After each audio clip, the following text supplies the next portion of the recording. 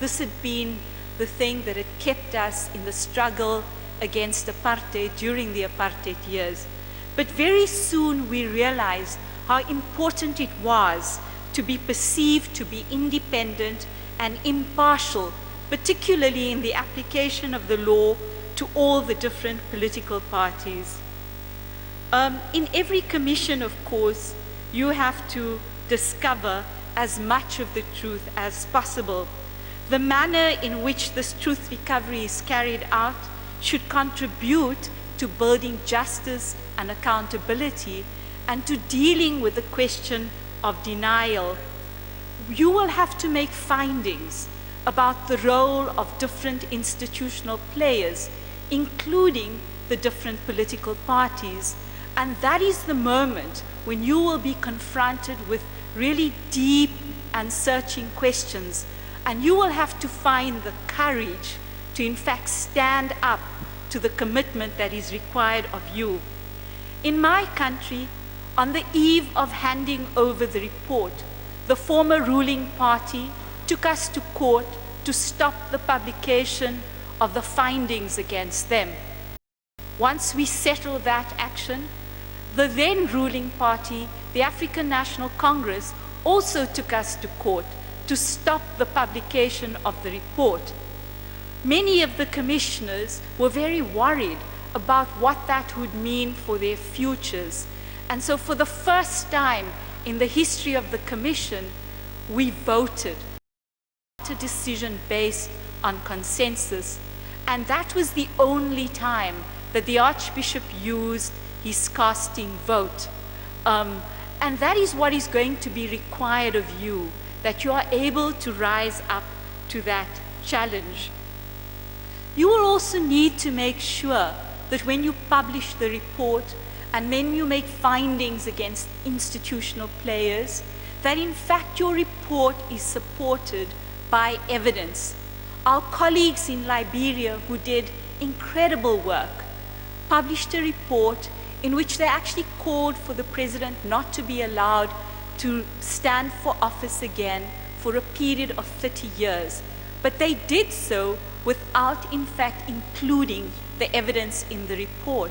Needless to say, thereafter, somebody took the report to court and they set it aside. And in fact, their work has become so discredited because of an action like that.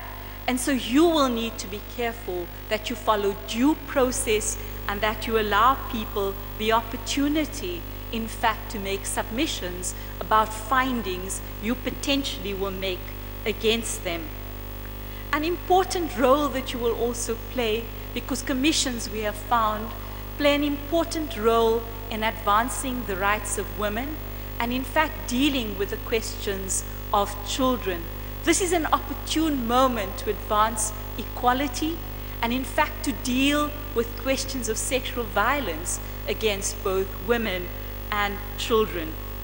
Ultimately, of course, a commission is remembered long after for how its work has contributed to both truth recovery, reparations, justice, healing, and reconciliation. You have a provision in your legislation in Articles 45 to 50 dealing with arbitration and reconciliation. I would humbly submit that these provisions are very tricky and that we deal here with issues of power, inequality, and vulnerability. Are victims, when they come before these processes, in an appropriate state of mind to deal with reconciliation? And will they in fact be compelled to forgive? In my country, during the amnesty processes, our judges would ask the victims, are you willing to forgive the perpetrator? And we had to go to the judges and say, that is an unfair question. Why don't you ask the perpetrators, what act of reparation will you be prepared to make towards the victims? And so these are issues, I think, that you will need to look at very carefully. In my country, we did not explore sufficiently the question of socioeconomic rights and cultural rights violations. The questions of those who benefited from the apartheid system, they got away. You have an opportunity to actually explore that period and to look at the question of asset recovery and the return of those assets which in fact have been spirited away. Quite frankly, I have to say that if your commission is to succeed, it needs to engage with the nation and particularly with victims. I wish you all the success in the world, and I hope that the best for you. But bear in mind that from this moment on, you will live in the glare of the public spotlight, and you need to be very, very careful about how you will engage and what statements you will make. Unfortunately, that is the mandate and the heavy burden that is given to you. But go well and do well. All of us wish the best for you. Thank you. Thank you very much. نشكر الأستاذة عن هذه المداخلة المختزلة والثرية، ويمكن استنتاج ملاحظة هامة أنها تعترف مشكورة جدا بكونهم في جنوب أفريقيا في إطار هذه اللجنة لم تحصل محاسبة من أجل جرائم اقتصادية، وهي تتمنى لهيئتنا أن تقوم بهذا العمل الجبار، خاصة وأن من ميزات العدالة الانتقالية في تونس، كنت أشرت هذا في محاضرة سابقة، أنها اهتمت بهذا الجانب وتم الإشارة إلى هذا النوع من الجرائم، خاصة الفساد الاقتصادي بصريح العبارة، وبالتالي عمل جبار ينتظر الهيئة نظرا للتجربة التي تفضلت بالإشارة حتى إلى بعض سلبياتها. Thank you very much. ومن جنوب أفريقيا نتجول لنحط في بلد آخر بولونيا، ونستمع إلى محاضرة الأستاذ لوكاس كامينسكي. استسمحكم تقديمه بسرعة. هو أستاذ في معهد التاريخ، يدرس منذ سنوات عدة، ثم أصبح يعمل بمعهد الذاكرة الوطنية ببولونيا، ومنذ 2009 أصبح مديرا لهذا المعهد. شارك في عديد المؤتمرات الدولية حول الأنظمة الشمولية وأجهزة القمع، وأكيد أننا سنتميز بالاستماع إلى مداخلته. Distinguished members of Truth and Dignity Commission, Your Excellency Ambassador of Poland, ladies and gentlemen.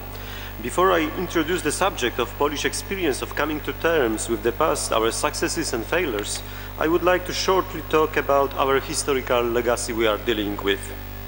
75 years ago, in September 1939, Poland was attacked by two totalitarian regimes, the German Third Reich and the Soviet Union. Half of our country was under Nazi and the other half under Soviet occupation.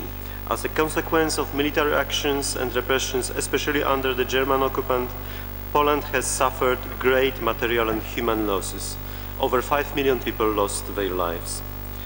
Despite that losses and great military engagement, the end of the war did not bring freedom to Poland. The Soviet Union did not only incorporate most of the lands occupied in 1939, but also imposed the communist system on Poland. During the next 45 years, communists ruled the country with terror and propaganda.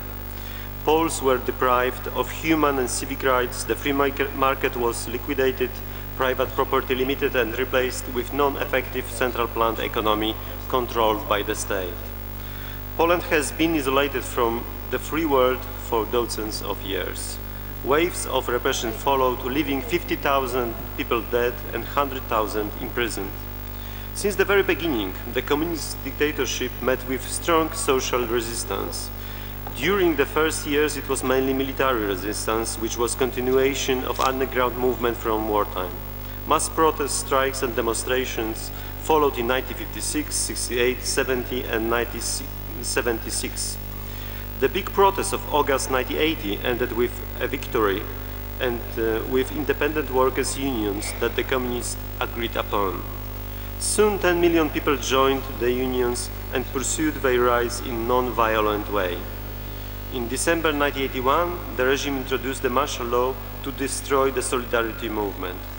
Despite mass repressions, the opposition survived in the underground and forced the regime to start the round table talks in 1989.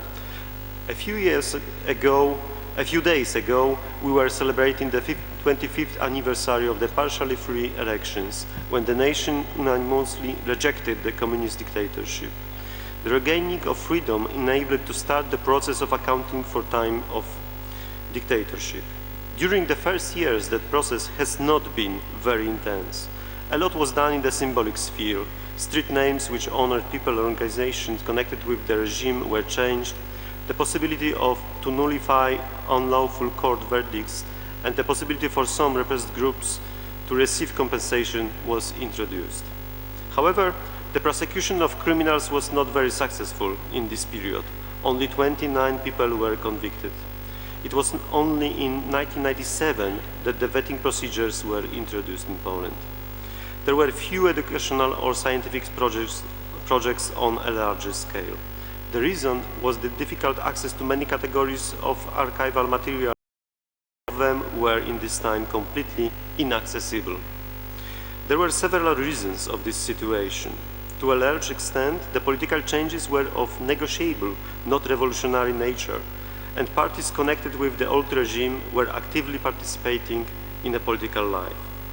Many former opposition activists were convinced that the priority was to change the political system, reform the economy, and introduce social reforms. This situation caused rising social discontent, especially among former opposition members and victims.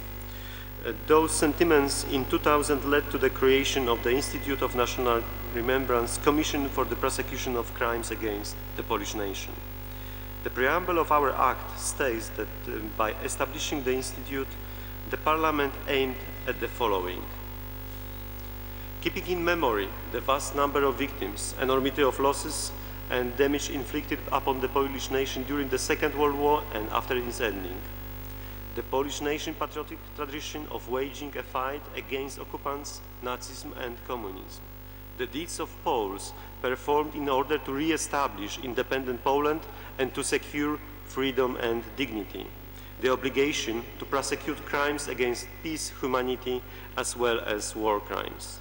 The duty to express gratification and make compensation in order to redress all the injustice done by the state as a result of violating human rights, as we believe that unlawful acts of the authorities against its nation neither should be hidden under cover nor should be forgotten. End of quotation. The Institute of National Remembrance often handles very sensitive cases. That is why it is largely independent from the world of politics. Our employees cannot be members of political parties or workers' unions. The president of the institute is granted immunity. He or she is elected by the parliament, but the candidate is proposed in an open competition by a council comprising representatives of legal and historical environments. A particular paragraph of the Act on IPN, I will use this Polish abbreviation IPN, guarantees the president independence from other state bodies. The headquarters of our institute is located in Warsaw. We also have 11 branch offices across the whole country. The biggest part of the IPN is the archive.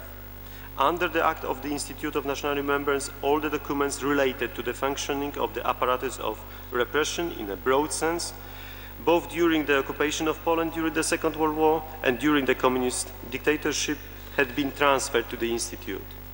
Today, the Institute's archive measures over 90 current kilometers of documents. They are made available to the repressed persons or their descendants, to scientists of different specialties and to journalists.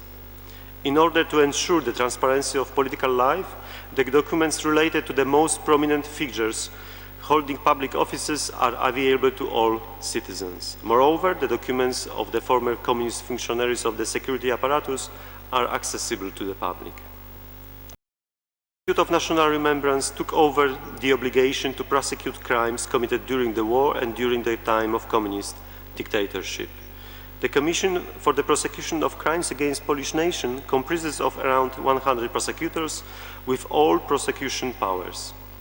What is more, the definition of a communist crime was introduced to the legal system and the statute of limitations time period prolonged.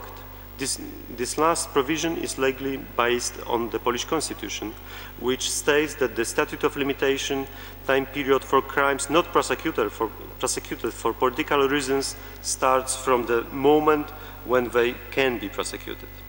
It is also important to take account of international law, especially conventions on crimes against humanity and genocide. Despite the passage of time and the death of many witnesses and accused, the number of convicted persons has risen significantly. It's now almost 500, and more than 170 received a final judgment. Some cases were discontinued due to the death of perpetrators. However, they are also crucial as they explain the circumstances of the crime, their legal qualification, and what is most important, the list of victims can be created.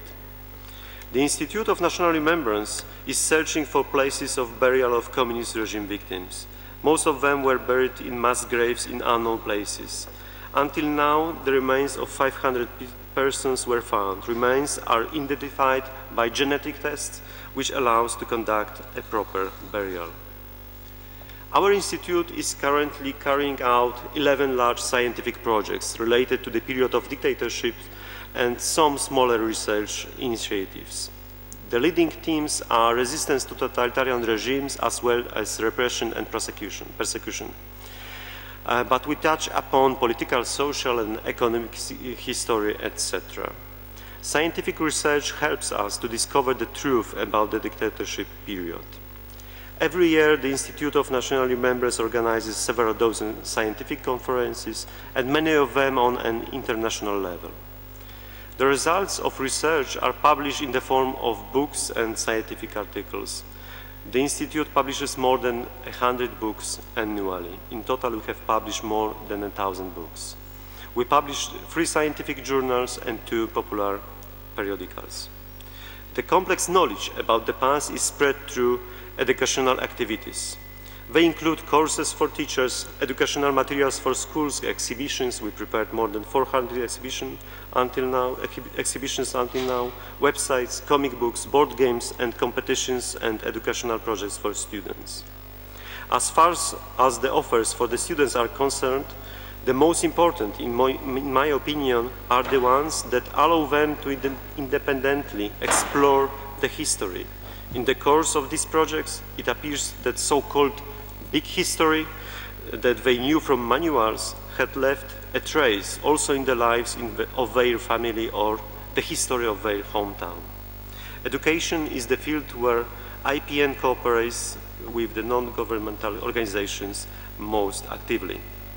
I truly believe that this kind of education results not only in knowledge of history and help us to understand the present, but it is also crucial for the development of citizenship. It points out the values which motivated people who resisted the dictatorship. It shows their heroism and sacrifice. This form of education reveals the importance of concepts such as human rights, and it can be regarded as a kind of vaccine against dictatorship. Since 2007, the Institute of National Remembrance is also responsible for the vetting procedure. Before that, another institution was carrying out the task. The Polish vetting model is based on the rules of transparency of public life. Each person pursuing a public function has to issue a declaration whether or not that person was secret collaborator or officer of the Communist Security Service. As for people applying for positions selected in general elections, the declaration is made public in elections announcements. If the IPN prosecutors decide that the statements contained in the declaration are not true, the case goes to court, which can forbid that person to perform public functions for a period of 10 years. Lists of former Communist Party officials and security apparatus officers are published on our website. In Poland, as in other countries of the former Eastern Bloc, there is a noticeable difference between the situation of victims of the system and the heroes of the resistance and the situation of the former regime officials, in particular the representatives of repressive apparatus. The former often live in obscurity, they are confronted with many difficulties of daily life. Some people are totally deprived of any means to live. The latter receive high state pensions and maintain the privileges received during the dictatorship. The problem of a difficult financial situation of some members of the opposition and victims of the communist system failed so far to be resolved at the state level. In previous year, our institute, along with a group of non-governmental organizations, launched a social action, Thank You for the Freedom. Its aim is to draw attention to the problem as well to help several foundations that raise funds for support programs. Nevertheless, the attempt to limit the excessive pensions of former functionaries of the communist security apparatus was successful. Under the relevant law, our archive employees had verified the past of 200,000 people, out of whom 41,000 were declared officers of the Communist Secret Service, and the amount of their pension had been reduced by appropriate authorities. The legal solutions were considered valid not only by Polish courts, including the Constitutional Court, but also by the European Court of Justice. Institute of National Remembrance cares about the symbolic appreciation of heroes fighting the communist system. In that time, we carry out some research activities, for example, an Encyclopedia of Solidarity, which includes the biographies of about 5,000 people, as well as educational activities such as exhibitions at which we record the activities of individuals and the whole groups. Our institute is the only institution that can apply the President of the Republic of Poland with a request to award the Cross of Freedom and Solidarity. The cross is awarded by the President to those involved in opposition activities after 1956. There are many museums in Poland that commemorate the victims of the Second World War, but none which commemorates victims of the communist dictatorship. None of the former prisons, camps or other places of executions of that time was transformed into a place of memory. It is a serious negligence of the free and democratic Polish state. Without such museums, it will be difficult for future generations to understand the extent of the crimes. For that reason, the Institute has recently carried out a documentation project which controlled the current state of those objects. Many artifacts were found, including inscriptions made by the prisoners. We are currently working on preserving some of them so they can be on display one day.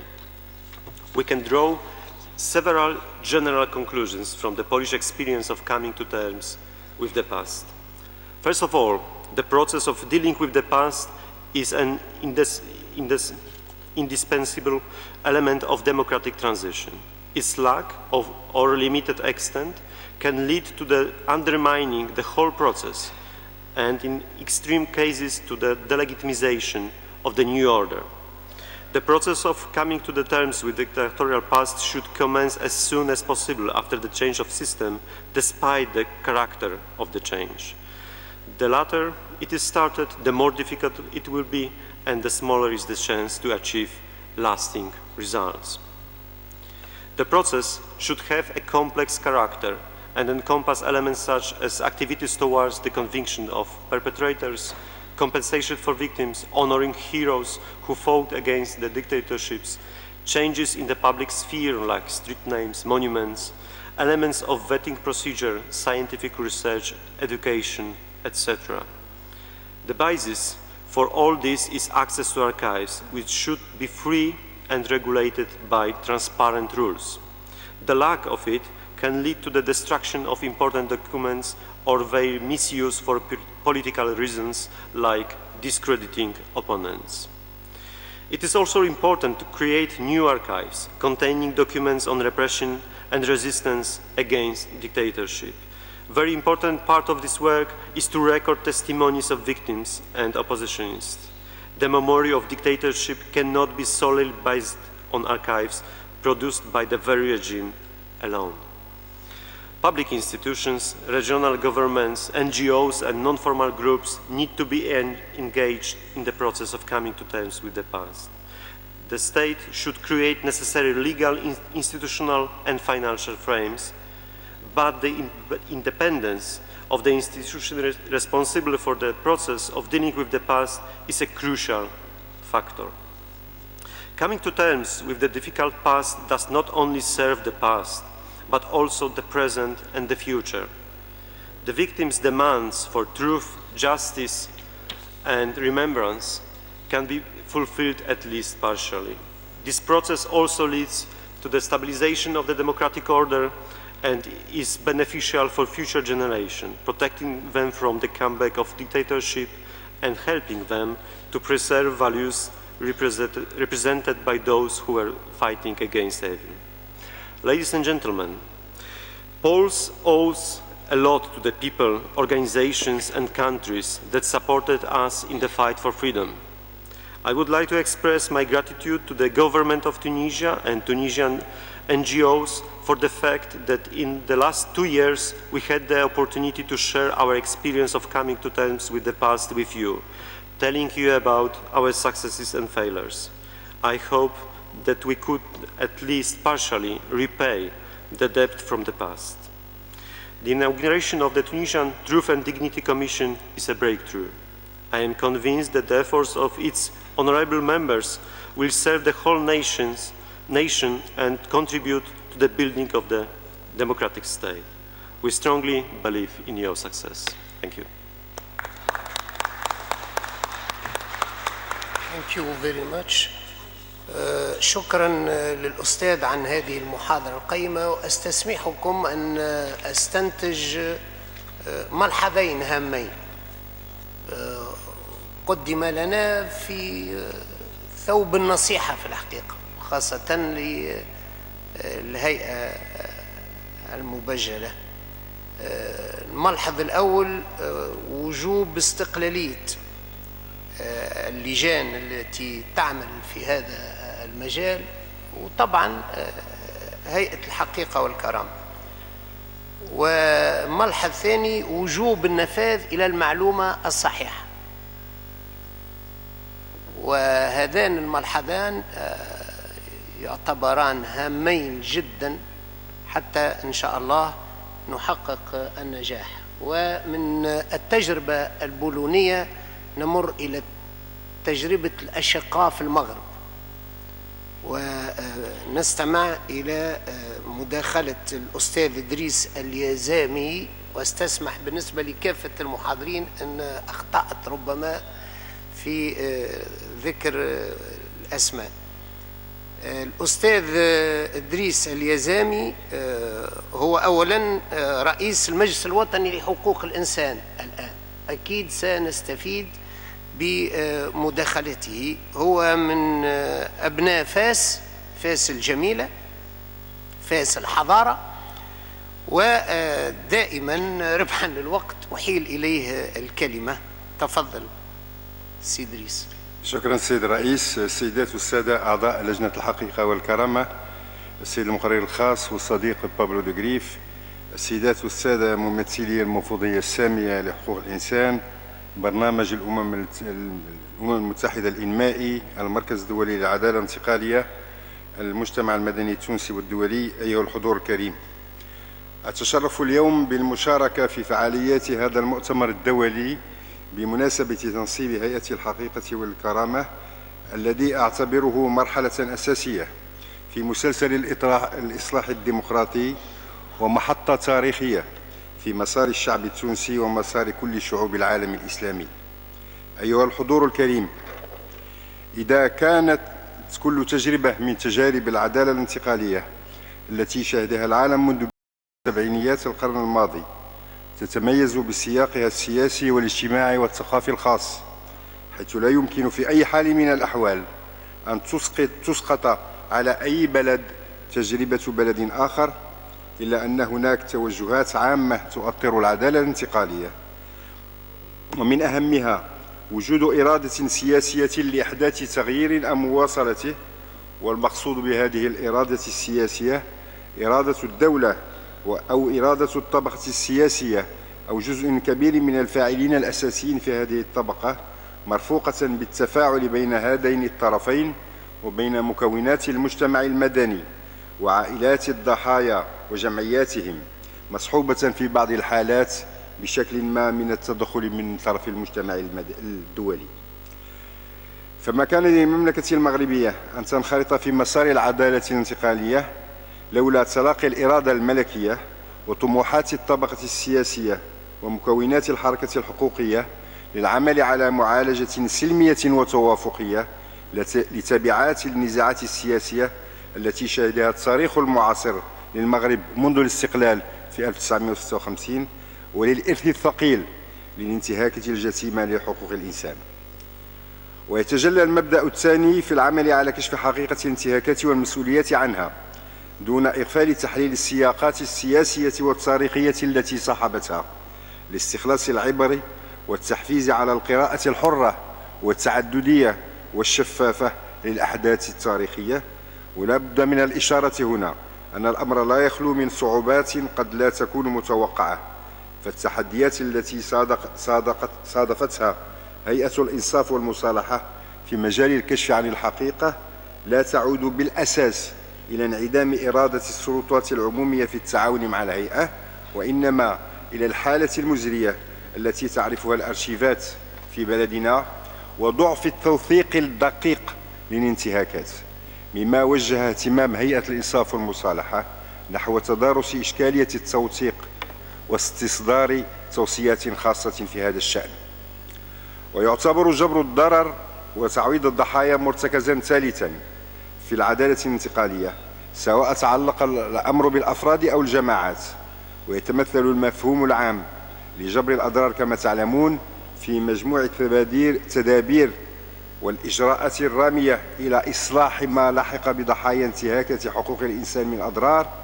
وعادة ما تتخذ هذه التدابير والإجراءات أشكالا متعددة ومتنوعة، سواء الشكل الكلاسيكي منها والمتعلق بالتعويض المالي، أو أشكال الجبر الضرر الأخرى المتمثلة في إعادة التأهيل والإدماج واسترداد الكرامة والحقوق المصادرة واسترجاع ما ضاع من فرص الكسب للضحايا. ولا تفوتني الإشارة هنا بأن ما ميز التجربة المغربية في هذا السياق هو اعتمادها على مقاربة النوع الاجتماعي في احتساب التعويضات المستحقة لضحايا الانتهاكات، وفي إعدادها لبرامج جبر الضرر الجماعي الخاصة بالمناطق التي اعتبر سكانها أنها عرفت ترديا تنمويا بسبب انتهاكات الماضي لحقوق الإنسان وتواجد معتقلات سرية.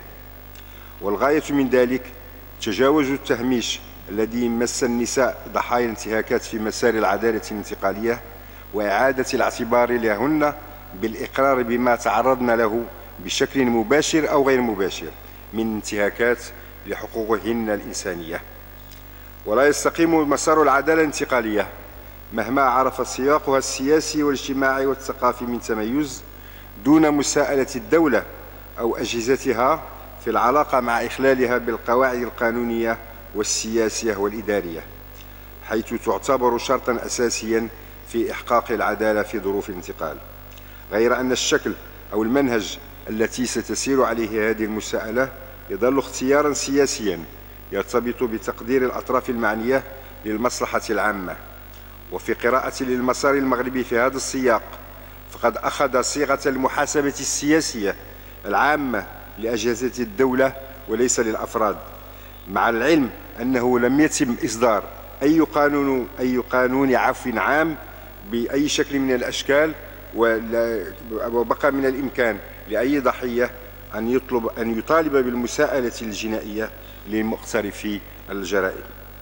أما المصالحة فهي في وجهة نظري الهدف الاستراتيجي لتسوية ملفات الانتهاكات الجسيمة لحقوق الإنسان، ولا يقصد في هذا السياق الصلح بين الطرفين وبين الفرد والمسؤول عن الانتهاك، وإنما المقصود منها في الانتقال السياسي المصالحة السياسية والاجتماعية.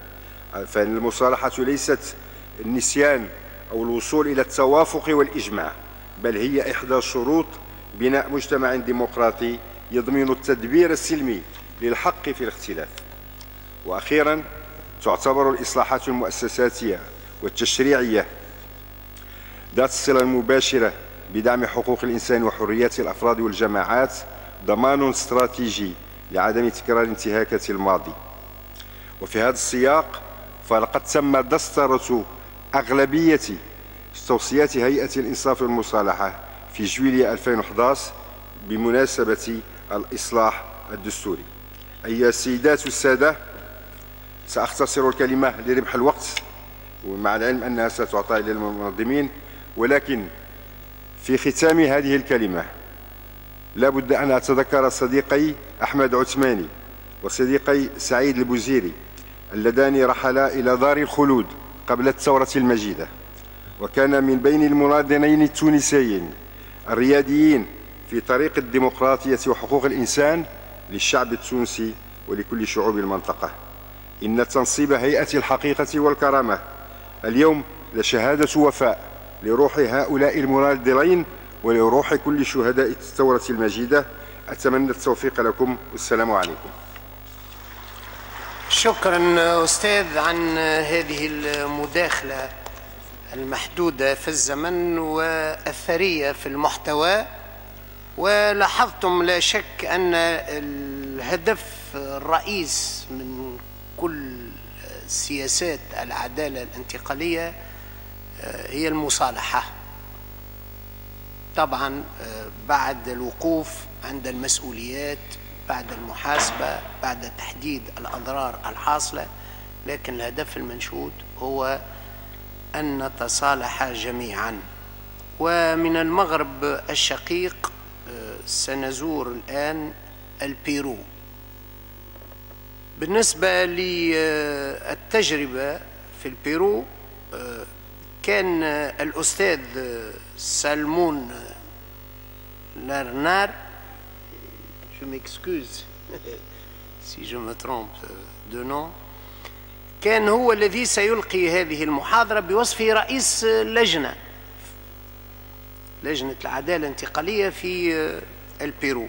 تعذر عليه لأسباب خارجة عن إرادته، لكن حضر معنا الأستاذ إدوار غونزاليس اللي هو عضو في ذات اللجنة، وبالتالي الحاضر الممثل للغائب سيعوضه أكيد أحسن التعويض. ومباشرة أحيل له الكلمة، واستأذن مشكور جدا أن يلقي محاضرته باللغة الفرنسية رغم أنه كتبها باللغتين الإنجليزية والفرنسية، لكن خير هو نفسه أن يلقيها باللغة الفرنسية. Allez-y.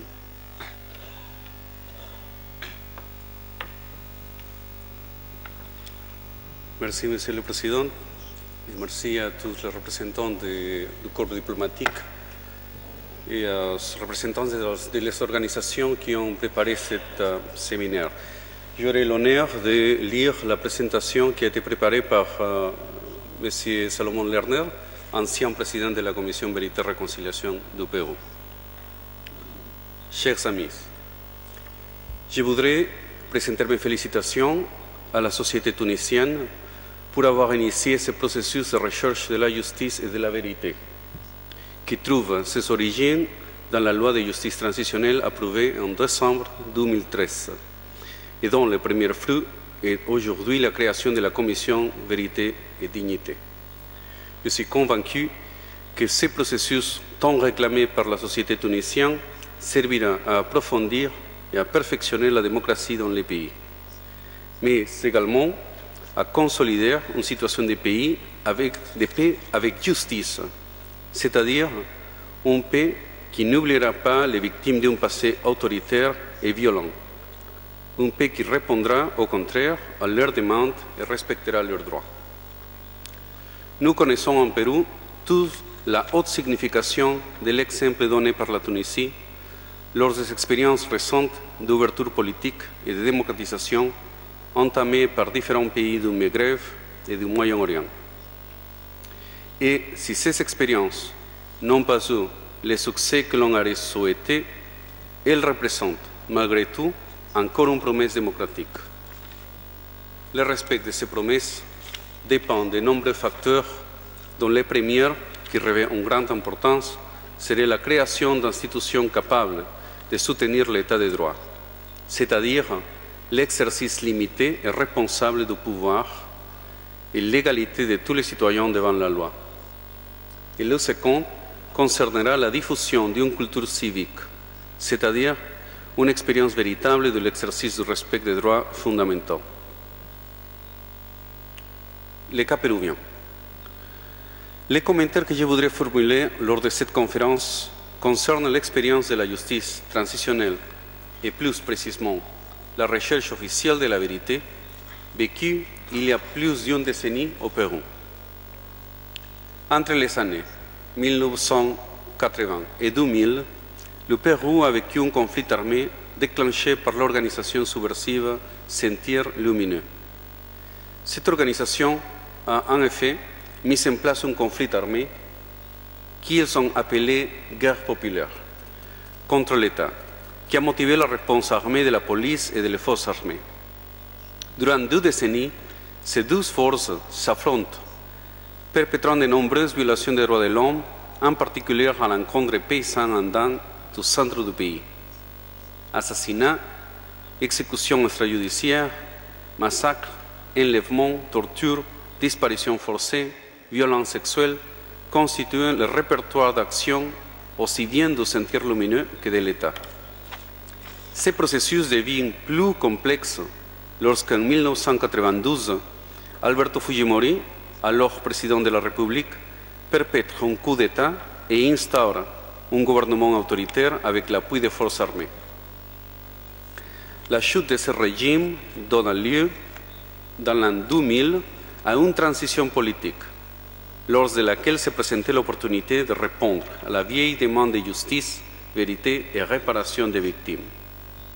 C'est ainsi qu'à l'instar des autres pays de la région comme l'Argentine, Chili, le Salvador et Guatemala, les forces démocratiques s'accordent sur la création d'une commission dont le but sera d'investiguer la période de violence, les crimes commis, les origines de la violence armée et formuler les recommandations en vue de la justice, la réparation et réformes.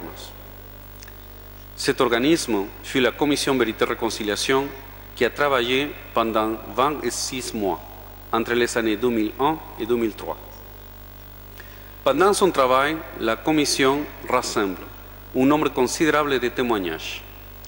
17 000 personnes des régions les plus touchées ont été interviewées pour qu'elles puissent raconter leur histoire.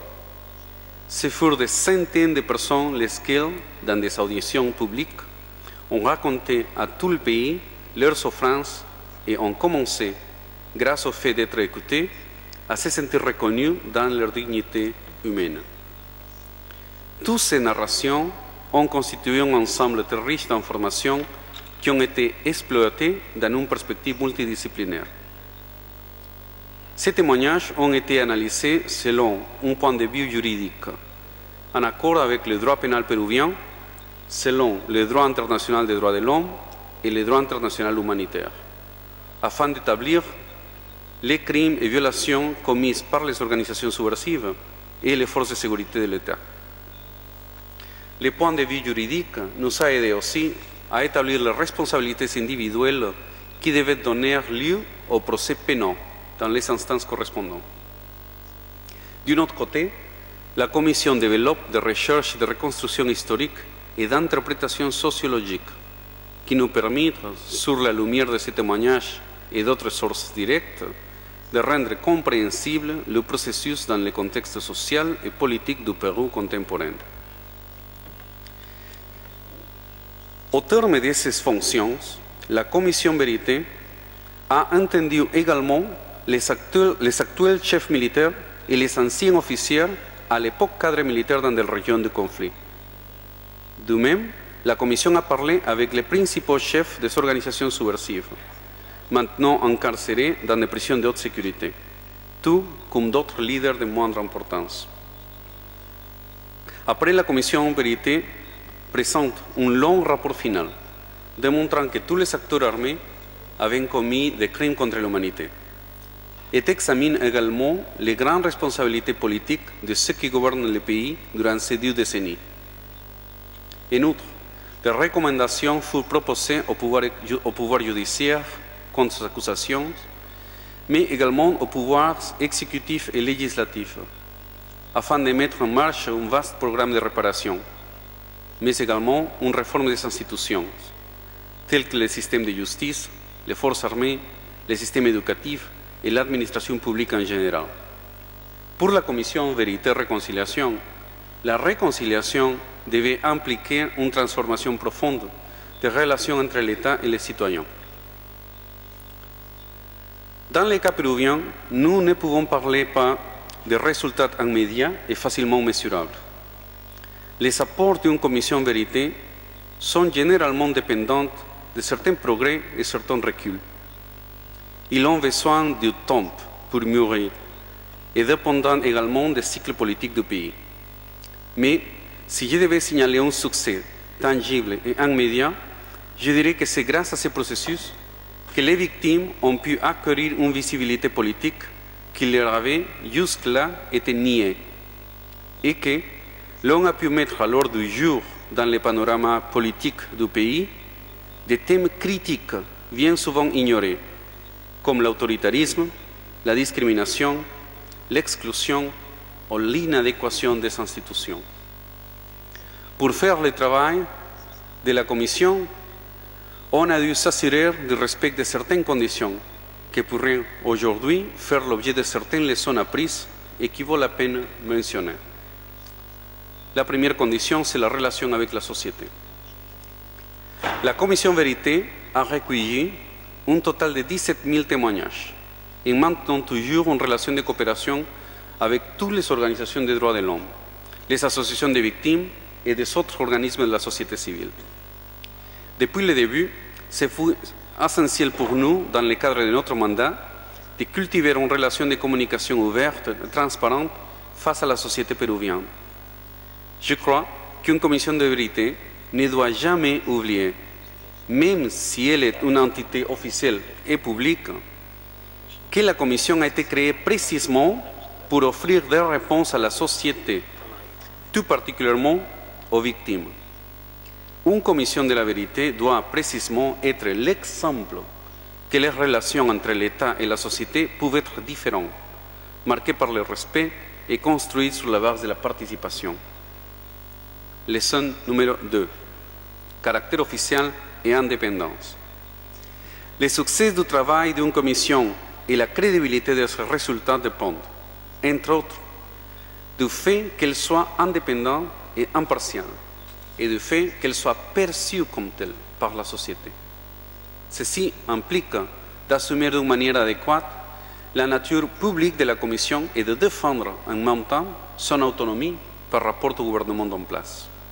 En effet, il ne faut pas oublier que la Commission est une entité officielle et par conséquent publique, et que ses membres, ses mandataires, ouvrent en nom de l'État.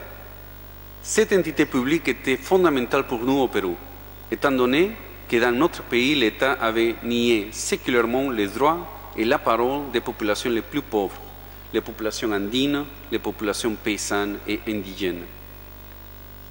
Malgré le fait que la Constitution reconnaisse universellement les droits et la citoyenneté.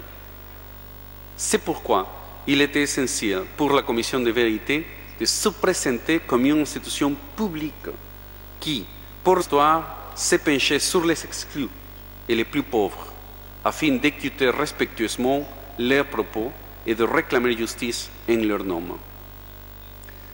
Cependant, comme je l'ai déjà dit, il est non seulement positif de remarquer le caractère officiel des actions d'une commission, mais il est indispensable que la population sache que la Commission est au-dessus des tensions et des jeux d'intérêt politique, qu'elle n'est ni une projection du gouvernement, ni un instrument de l'opposition. Pour la Commission, son cadre de valeurs était la doctrine des droits de l'homme et son service était dirigé aux victimes et à la société péruvienne en général. Leçon numéro 3. Prise de décision technique. On ne peut pas nier, cependant, que la recherche officielle de la vérité est un processus aux connotations politiques. Pas dans un sens politique partisan, naturellement, mais dans le sens de la discussion sur de grands thèmes relatifs à l'exercice du pouvoir dans une société. Une commission de la vérité propose, par la seule révélation des faits, une réflexion sur les limites nécessaires du pouvoir, sur la légitimité des actions politiques, ainsi que sur le rôle des citoyens dans une société démocratique. Mais cette réflexion, ainsi qu'un service efficace aux victimes, ne pourront s'opérer qu'à travers une enquête rigoureuse, suivant une explication efficace des faits et garantissant un recueil de données et d'informations adaptées, suffisantes et opportunes.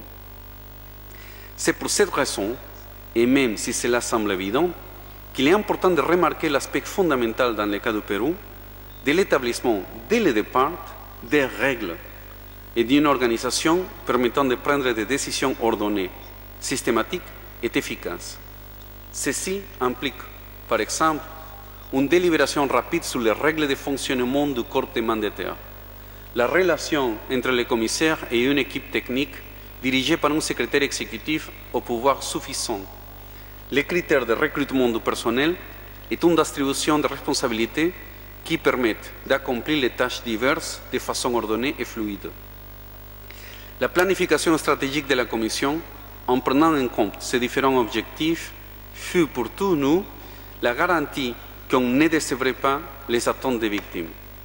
Cette planification nous a, par exemple, permis de recueillir les témoignages dans un délai défini, avec des ressources suffisantes et avec assez de temps pour les traiter et les analyser.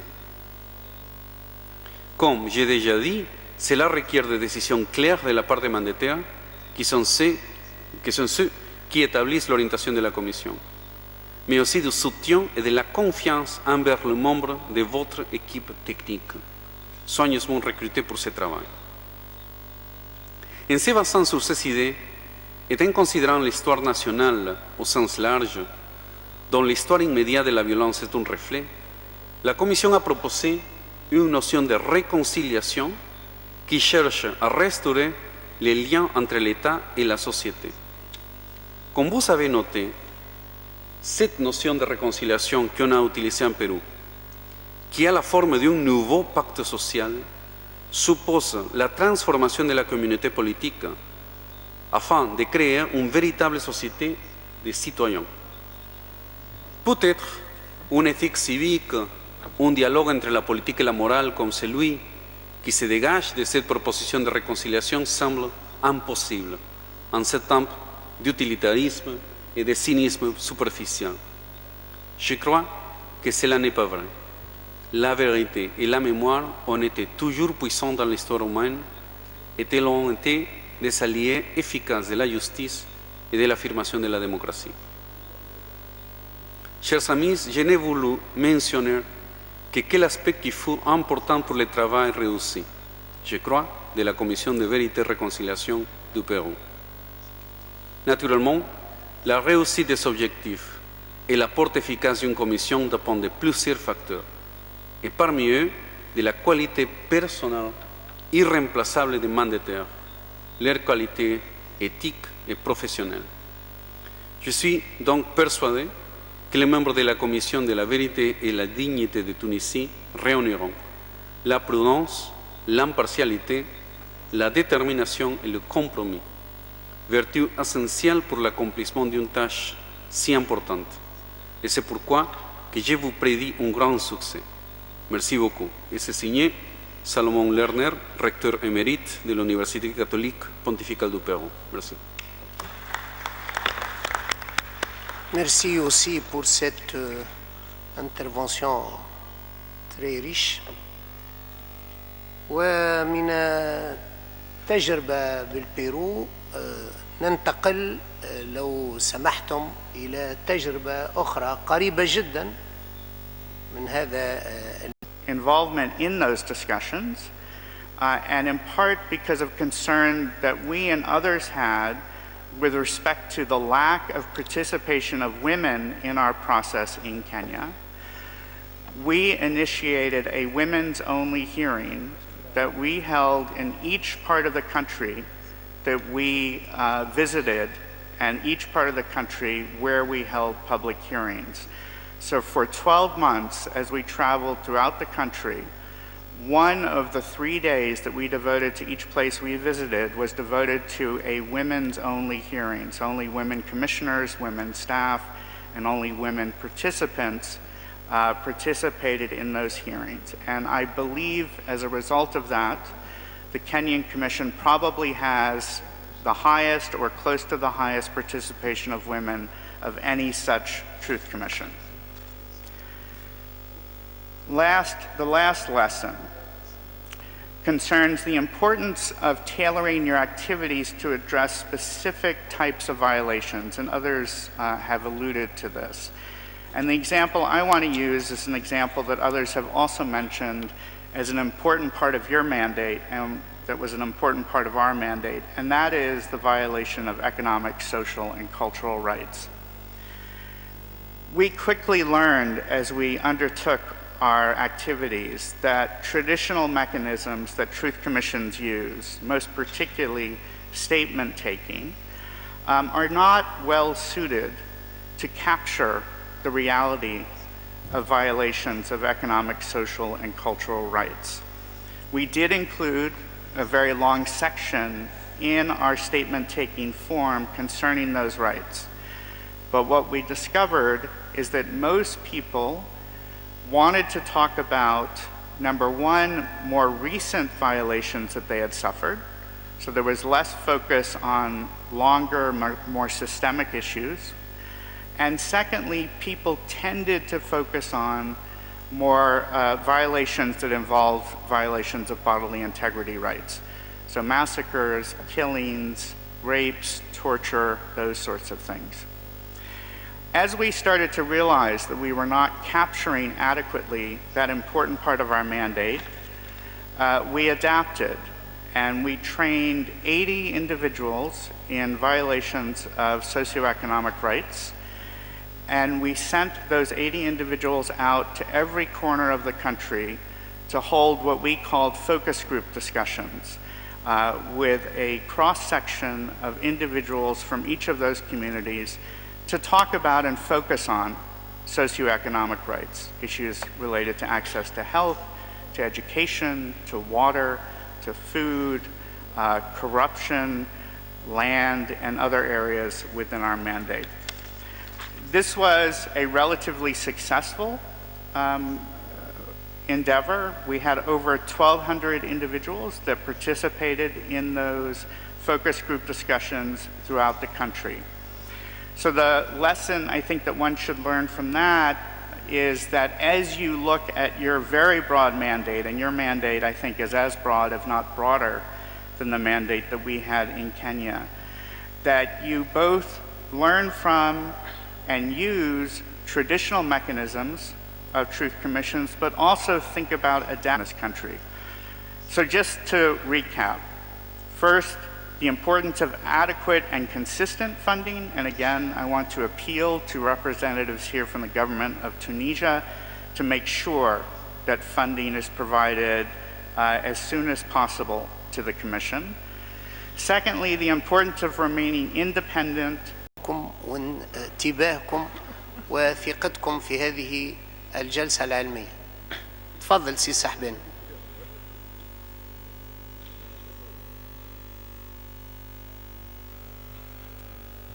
شكرا سيد الرئيس. بعد التحية للسادة الحضور والاعتذار على هذا الإرهاق وطول الجلسة، باش نقدم اعتذار آخر شخصي للسيد سولومون ليرنر رئيس هيئة الحقيقة والمصالحة بالبيرو، باعتبار أنه عدم حضوره كان لتقصير في معناها في سفارتنا في واشنطن، لأنه الفيزا تأخرت وذاك علاش ما حضرش، فنحن آسفون لأنه ما كانش موجود بيناتنا. وإن شاء الله في الفرص القادمة. الورشة الثانية حول دور لجنة الحقيقة في تجاوز ثقافة الديكتاتورية، لجان الحقيقة كحافز للتغيير الاجتماعي، واللي كانت مبرمجة للسيد سالمون ليرنر. سيعوضه وسيلتحق بنا بعد قليل الخبير الفلبيني روبن كارانزا، وسييسر الحوار في هذه الجلسة. والمقرران هما السيد سفيان العبيدي وأحمد المرايحي. هذه الجلسة ستلتئم على القاعة مباشرة على اليسار، القاعة عدد 6. والورشة الثالثة حول دور المجتمع المدني في مسار العدالة الانتقالية، الدروس المستفادة، وتيسرها السيدة شيرلي الوطني. شاهية طيبة، ونلتقي بعد ساعة ونصف إن شاء الله.